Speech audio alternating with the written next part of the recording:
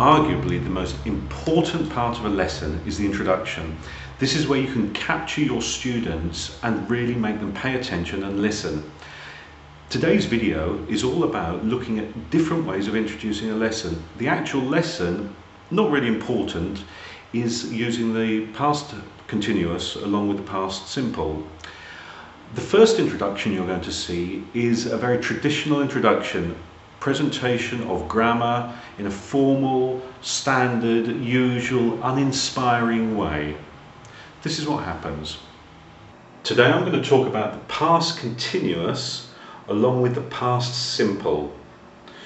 We use the past continuous, I was walking, if you remember from last week's lesson, when we talk about events taking place in the past that happen for a long time. I was walking. She was doing her homework. They were watching television. Plus when? Plus the past simple. The past simple, you know, an event that starts and happens and finishes in the past discreetly. I heard the song. We went to France. They called their telephone. When we put these together, we denote an action that takes place over a period of time interrupted by a single event. I was working for a long time when, bam, the bell rang. A single event which interrupts the longer action. As you've just seen, that introduction was uninspiring. The students weren't really involved. They were sitting in the class listening to the teacher. They weren't interacting with the teacher, they weren't involved in the grammar, they were just receptacles and they weren't interested. And your students won't be interested if you do that approach. The second lesson is slightly different in that the teacher is getting the students involved right from the word go. There's no long explanation about what is going to happen, no long explanation about the grammar being presented. In fact, the grammar, as you'll see, is presented under the counter, as it were.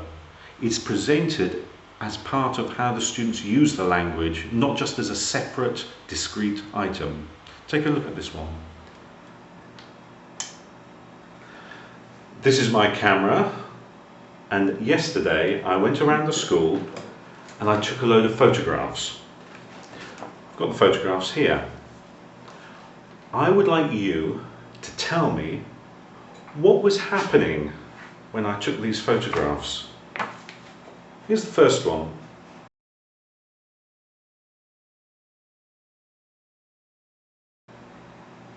The boys were sleeping.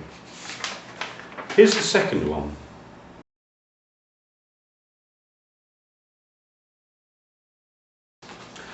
Yes, it's you, Maria. Maria was drinking. The third one.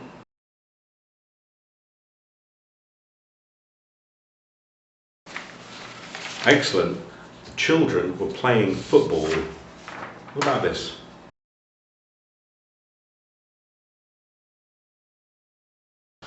Excellent. Jane was reading. What about this picture?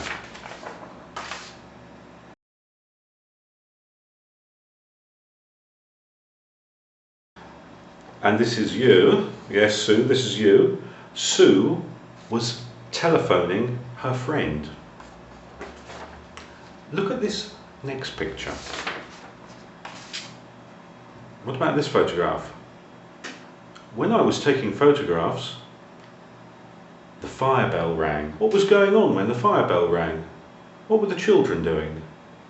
Good. The children were playing football when the fire bell rang. When you present a lesson, the most important part of that lesson, arguably, is the introduction. Make it interesting. It doesn't matter how you do this, but make it different from just you standing there talking. For example, present a picture. Ask a question, get the students involved from the word go. It doesn't really matter what the lesson is about. It doesn't matter what grammar item you're teaching, what vocabulary you're teaching. None of that matters. What's important is that students are involved from the word go, and that they are using language and that the students are speaking. For every word that you say, the students should be saying 10 times more. After all, you know how to speak English. You don't need practice speaking English. Your students don't know how to speak English. They need the practice.